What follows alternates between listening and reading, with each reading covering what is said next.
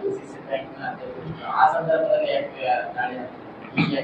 ಅದೇ ಪ್ರಶ್ನೆ ನಾನು 50 ವರ್ಷದಿಂದ ಯಾವುದೇ ರೀತಿ ಈ ಥರ ದಾಳಿ ನಡೆದಿಲ್ಲ. ಅದು ಇವತ್ತೇ, ಅದು ಚುನಾವಣೆ ಸಂದರ್ಭದಲ್ಲಿ ನಾವು ಚುನಾವಣೆ ಸ್ಪರ್ಧೆ ಮಾಡ್ತಾ ಇರ್ತಕ್ಕಂಥ ಸಂದರ್ಭದಲ್ಲಿ ಮತ್ತೆ ಈ ದಾಳಿ ಇದು ಎಲ್ಲರಿಗೂ ಮೇಲ್ನೋಟಕ್ಕೆ ಅಷ್ಟೇ ಎಲ್ಲ ಖಚಿತವಾಗಿ ಕಂಡು ಬರ್ತದೆ. ಇದು ರಾಜಕೀಯ ಪ್ರೇರಿತವಾದಂಥ ಒಂದು ದಾಳಿ.